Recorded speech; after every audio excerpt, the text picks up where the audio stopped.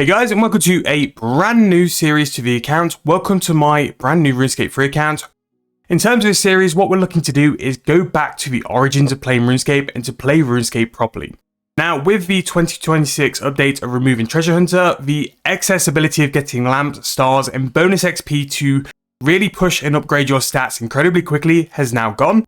It is pulling RuneScape back to its original essence of exploring, having fun, and trying to get those levels and XP gains. So this year, we have the promise of the RuneScape Ahead update, where we have a variety of different updates coming to the game this year, along with a lot of focus of lower level and mid-level content. So what I thought was a really good idea was to create this account with premium membership, with a full year of membership, to go and explore these updates, and then next year when the account is officially run out of membership, and 1 year old, we can reflect back, look back as well.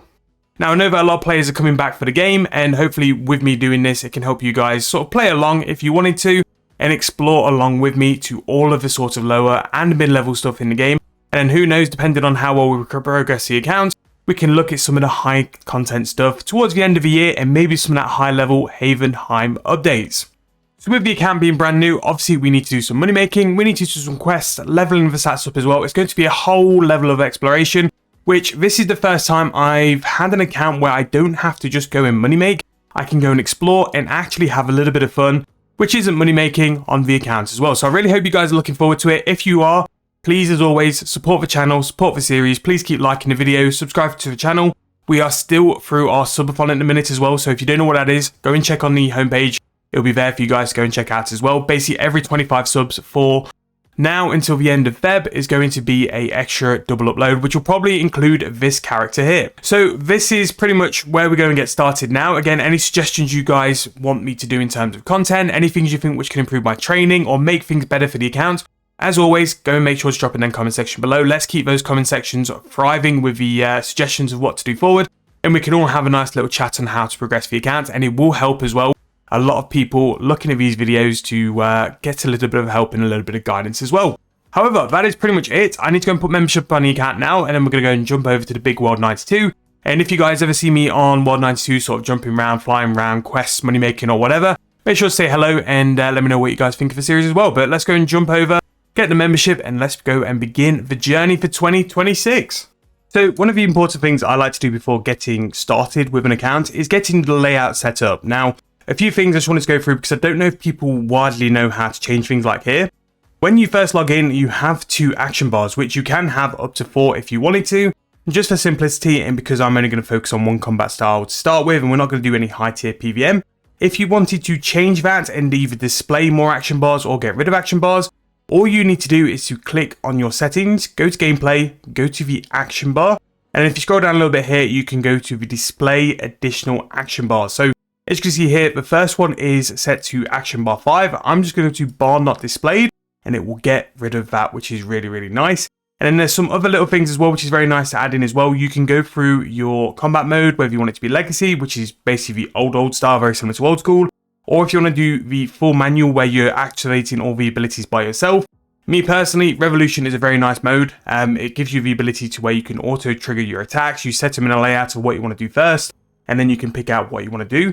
There's a really nice couple of buttons to click here. So we want to automatically trigger threshold abilities when they're available, and we automatically want to trigger ultimate abilities when they're available as well. So that basically means that we don't have to click them. When there's an option for them to sort of be used, they can be used straight away as well. And what we do is with the ability bar, we'd put the thresholds first. So as soon as we have the adrenaline to use them, we go and use those sort of as a priority. Now we're going to extend our ability bar as well to 11, just so we've got a couple more things to throw on there as well. And apart from that, we are pretty much set. So because of the changes they've made, we now start in Lumbridge. So we've got a couple of little mini quests to do to start to go and get the account set up. One is to go and unlock lodestones. Now, if you don't know what a lodestone is, this thing here is a lodestone. And basically what it is a free teleport for you to go and teleport across the map to all the different cities without having to have a magic level or runes to do it as well. Especially in that early game, when your magic level really isn't as high as what it needs to be to cast certain spells. It's a really good way to basically get around the map. Now, one place I want to kind of get to first is Berthorpe, because Berthorpe is a really nice place to sort of like land, and we can go and get a couple of items which are very useful to us as well. Now, we still have access to challenges. Now, these are some challenges where you're going to go and learn how to do certain things. Now, you're not going to get any rewards from them, but what they're going to do really is force the daily challenges to come quicker. So you've got like 11 tasks to go and do. And to be fair, it's not the worst thing in the world, because what that's going to do is give us a couple of things like levels. It's going to give us a bit of resources. So that is a nice way to go and get started anyway. Now, in terms of some GP makes the world turn around in RuneScape 3 and the old game as well. And to do this, I'm just going to make a little bit of GP from pickpocketing these vegetable stalls. They're really good because of things like player-owned farms, which eventually we'll get to the point where we do things like player-owned farms as well. And that'll be really nice as well. There's so much content. I've kind of skipped on 7-Day Bond and the main account during series and stuff, which will be so nice to show you guys. And especially like when I was doing all the money making challenges, there's content which will be very essential to like building an account up. I didn't really have the chance to show you guys because the priority was always money making, whereas I've got a year to go and make as much money as possible, or to level the account up as much as possible, and really to make as much content for you guys as possible. I'm really looking forward to these fresh challenges. And what's the nice thing is about this as well is that this account, along with 7-Day Bond, along with the main account Meep272, they're pretty much going to be the accounts which will provide all the content this year. We might do in June like the Escape and Free to Play series, which we normally do every year, so I might do that. But apart from that, it's really going to be these 3 accounts sort of pumping them out. And because I'm pretty much got the ability to play this account every day, they can be like 4 or 5 videos a week. I mean, there can be certain times in the year if you guys want to see it, and if the series is really sort of kicking off, I could do this daily. Because again, there's so much to do in RuneScape 3. Like, you think it's just the early game, but it's not. There is so much to do in RuneScape 3. And I'm really excited to show you guys what possibilities there are in terms of this account, and also the game as well. Like, I want to show this game off to all these brand new players who might be interested in playing since Treasure Hunter's gone, and also the absolutely banging RuneScape ahead, which they released. The updates which we're going to get this year are going to be so nice. And the really nice thing about it is this account is almost perfect to follow the flow of the updates for the year as well. So when they're doing the lower tiered stuff, which is more towards like the next couple of months, this account will be the perfect level to do it. And then after that, once it starts picking up, yes, there will be stuff the main account will have to do. Obviously, like 110 Hunter, 120 Construction, the main account will be the one which focuses on that. But anything sort of low or mid-level, this account will be perfect for it. And I'm really hoping to show you guys how good the low and mid-level journey can be. And I think the fixes will really improve how good it is for so many of the returning players as well. And I'm really excited to train skills as well. Like, in terms of the money-making series I did this year, I basically made 2 new accounts last year. And the primary goal of all of them was to money make. So in terms of like leveling my stats up, methods which were good to level up, I didn't really focus on that. I focused on whatever made me the most cash. So because of that, there's definitely better things out there. I always save questing till the last thing as well. Like doing the quests on 7-Day Bond recently, I realized that so many of these quests would be much more beneficial if I had done them at an early stage of the account. And questing really isn't that bad. I know I sort of go on about it and I moan about questing whenever I'm doing it, but it really ain't that bad. And especially when it's going to benefit the account so much, it'd be worthwhile doing. But really looking forward to it. Obviously, you guys drop me suggestions and stuff as well. What do you think I should do to get started? What skills do you want me to do? And do you want something like quest guides? Because really, this account should push for quests. It should push for like a quest cape as well, because it's highly beneficial to unlock areas and stuff. But I have got better with doing quest guides, so maybe that's something we can look at. Or do you want me to do sort of guides, how to level stuff up as well? I think I'll try and include it all in the series. So this series is basically going to be an all-in-one of progress, money making, skilling, leveling. And yeah, really looking forward to it. Every time I start a new account, I kind of go into it thinking, oh no, I've got to do X, Y, and Z again. But I'm just going to do what vibes on this account. Like, I don't have to go and make money straight away. I don't have to go and push this account to like do it. I don't have to go and play it every day. Some days, especially with the limited bond accounts, the urge to have to go and play because I've only got 14 days to go and make some GP and I want it to be as good as possible for you guys is always there. But with a year, as long as I'm progressing like enough for a year, that's more than good enough as well. So yeah, it's going to be a really nice project with some skills as well. Like thieving can be a insane skill to get into because it's going to make us a lot of GP and stuff. And we can go invest in things like levels, skills, combat, and really try and branch the account out. But we've got a few thieving levels. What I'm probably going to do is just do like 3 or 4 invos here. Basically, all these sort of things you can steal from the vegetable store do have a decent price. You're talking like 500 to 1,000 GP each, just because they're used in player-owned farms to feed the animals. So if you're looking for something to absolutely get started for your first little bit of cash, this is a great way to do them. And then there's other methods like chickens, there's a couple of very niche money making methods, which I've covered in a couple of videos, which I don't think are out yet. So what I might do is actually try and rush that and get that done, because they did make a little bit of GP towards the end. But I'm going to do 2 or 3 more invos, and then that will be pretty decent. Once I run away from this guard, I'll show you what I'm talking about in terms of the cash and stuff, because some are definitely better than others. So if we go for a tomato, potato, onion, garlic, cabbage, you can see here they sort of range a pretty decent price. Actually, they're 800 GP is the cheapest, and 1.3k is very, very good. So in terms of like me just sitting here and training my thieving, it's a very early level just to kind of get it up. It's great. Like, I'm going to be making roughly about 20-ish, well, maybe more than 20, about 30k in invo. And if I do 3 or 4, that's going to be 100k. I'm going to make 100k in 10 minutes and also get a little bit of thieving XP as well, just to get that started. So what I'm probably going to do is just go and do another 2 invos of that, just so I've got some starter cash, and then I can kind of like just have a play and just do some stuff as well.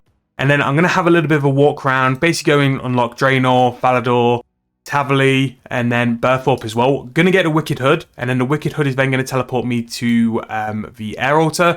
The Air Altar then means I can go and get the Varrock Lodestone as well in Edgeville, and it just means I've got a nice little cluster of teleports available just to move around as well. And then we can go to the Grand Exchange to go and make our first couple of trades on the Grand Exchange as well, which I'm really, really excited for. And if you can't tell, I'm so excited for the series, and I really hope you guys are as well. I'm hoping that we can really make a bit more of an edited series, like explain stuff as we go. So if you are a brand new player, you can enjoy it as well. But I'm going to go and finish this, and I'm going to go to the Grand Exchange, throw the stuff on the Grand Exchange, and we might just wrap the video up for today and just have a very brief entry level in with my thoughts on what the plans are with the account going forward, and then we can go and start progressing from there. But we'll go and do that, and I'll meet you guys very soon at the Grand Exchange. Okay, so those some lodestones done. Basically, we've just gone through like the Draenor, Port Sarim, Falador, Tavali, and then Burthorpe. Again, this is just going to help us move around a little bit. Now, one item which is very good for you guys to pick up at the levels, or just in general, is from here, Tam McGrubber. He's going to give us access to the Wicked Hood. Now, what a Wicked Hood can give us teleports to altars twice a day if we have the talisman fed to the Wicked Hood. And also, once we have the ability to give it Pure Essence, which we need to give it an Omni Talisman, which on this kind of account where we can just buy the talismans on the Grand Exchange, really isn't that bad. We just need, I think it's 50 runecrafting to get into the guild. You can get some essence every single day as well, which, especially for leveling up to 50 runecrafting, will be really nice. So what we can go and do is click to teleport to the Air Altar, and that's basically going to teleport us over to Varrock. This can also teleport us to the Wizard's Tower as well for Runespan. So it's a very nice item to have, and it's a very good item to have in later runecrafting when you have the ability to use things like Pure Essence and stuff, because basically it will give you the ability to craft like a couple hundred runes per day for free just from using the essence and stuff from the hood as well. Now, as you can see, we've got a little bit of an updated area in terms of the Barbarian Village, Varrock, and then also just in the corner there, Draenor. Again, they've done a great job, even of this very quick update they did on the Monday when they announced the Runescape Ahead. And you can really tell with the new logo, with the layouts and stuff, it's a new direction which they're going in. Now, because we've teleported here, if we go and withdraw the essence, we can go and get a couple of very quick runecrafting levels, and also some air runes, which we can either use to train some magic, or we can sell for a little bit of profit as well. Now, simply, all we've been doing is scouting out some areas, just basically to do the lodestones. But we picked up 10 wizard hats from Betty in Port Sarim, which we can go and sell for profit. And then also as well, we've nicked a little bit of air runes and some runecrafting levels as well, which is always really, really nice. So just from unlocking these lodestones, we're actually going to come in with a price of 24,000 coins. I actually had like 36 GP in my sort of info, which is why we've been able to buy those wizard hats. The wizard hats are a really good thing to do because you pay 2 GP for them and then you can sell them for like 2,000 coins. So it's a really good way just to get some early sort of GP in the account as well. I'm going to go and then unlock the Varrock Lodestone, and then when we go into Varrock, we can then go to Zap and get another 10 wizard hats, which just means that's some more profit for us to sort of get. We can only buy 8 because we've got 16 GP, but it's still going to be a decent amount. And especially with these early levels, going to buy stuff from shops can be a really good way for us to make a lot of cash very quick. Invention is in the game if you haven't been playing while Invention's in the game, and basically what it has is a demand on items for components, and those components what people can use to either make perks or improve their armors as well. But because of that, there's a price on these items and it sort of bumped the price up. So RS3 compared to the old game does have a very good way of syncing items. Like We've already seen that from vegetables, including meats as well, they're up in price because they feed the player-owned farm animals. And then also, all general like armors do have a purpose with invention. They can be disassembled into those components, which people can then use to train their invention. So it's a really nice way that, like, if you ever wanted to make money in RuneScape 3, it is really, really easy to do so. And if you are looking for ways to make some money, check the channel out. I have a money making playlist, which has literally hundreds of ways to make money for you guys. And it's a good way to refresh yourself about what you can do to make a little bit of GP as well. Now, we're just going to run past the Grand Exchange really quick because I'm going to go to Edgeville while we're here to unlock the Edgeville Lodestone, just because Edge is quite a nice little place to teleport if you ever want to go to the monastery or the mountains as well. And that's pretty much going to be all of our teleports unlocked, and then we have a little bit of GP to start the next episode with. So I have a bit of a dilemma. Do I start Fort Runescape? I think Fort Runescape is very important. Also, it has been mentioned that 120 construction is going to come this year, and I think the ability to make the refined planks and also the frames will be a very important way to make some cash this year. I think a lot of people are going to start buying the items to go and make the Fort Runescape construction stuff, and I think it's a really good way just to capitalize as well. Not that I need to make money, but if ever I have a little bit of AFK time and I want to train construction, it can be something there, because I think the player-owned house, I'm hoping they hit it out of the park with the update, because if they can, the player-owned house is just such untapped potential. However, though, I'm going to go finish in the brand new refurbed Edgeville Bank. It looks very, very good. This is going to be episode number 1 of a series name I still need to think of. So if you have any suggestions for the series name, make sure to drop them below. Thank you guys so much for watching. I really hope you've just enjoyed this little ramble, but I'm hoping you can understand where we're going to go in terms of this series, what we're looking to do in the future. And really, all it is just to help you guys for the future and like what to do and stuff. But let me know what you guys are thinking. Obviously, we're still doing the subathon as we speak. So if you do sub to the channel, it's going to contribute to more and more videos and more content to the channel. But thank you guys so much for watching. Really hope you enjoyed. Let me know what you think in the comments section down below. I'll see you guys very soon in the next video.